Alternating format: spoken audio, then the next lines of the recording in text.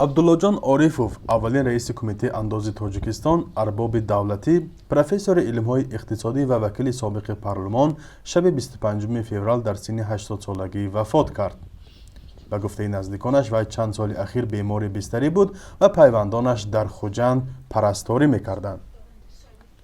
بیمار شدن پدر 3 سال پیش کمتر همین فصلی اینسولت شده، اینسولت وزبی ماه فوریه بود اما روزی شب جمعه گذشت کسال شدن که خداوند شب جمعه همیشه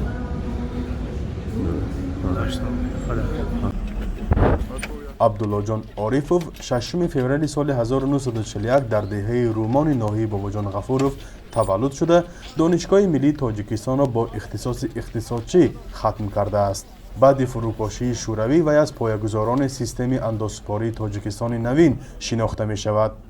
سال 1992 رهبر کمیته انداز تاجیکستان بود و بعدا در منصب‌های معاون یکم رئیس کمیته انداز نزد حکومت جمهوری تاجیکستان کار کرده اولین شده در کشور عنوان مشاور گنرالی انداز را صاحب شده است. از سال 2000 وکیل مجلس نمایندگان مجلس عالی جمهوری تاجیکستان از حوزه انتخاباتی خوجند انتخاب شده و یکی از نمایندگان حاکمیت بود که امروز سلاله شمالی نامیده می شود. پدر رحمتی 17 سال در یونیورسیتی اون وقت با نام ولادیمیر لنین 17 سال پروریکتور جانشین ریکتور اوید و شعبه غایبانه و شامانه کار کرده. 17 سال برای همین در تمام منطقه تاجیکستان بسیار شاگردای بسیار داشته.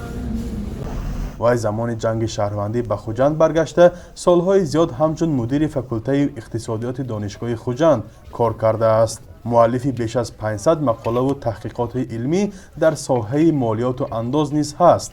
در مراسم جنازه عبداللهجان عارفوف صدها نفر از دوستان و هوادارانش در مسجد مرکزی شیخ مصلح الدین شرکت ورزیدند و جسدش را برای دفن به قبرستان دهه رومان بردند. از او 4 فرزند و نبیره های زیاد باقی مانده است. فرزان محمدی، رادیو آزادی، شهر خوجند.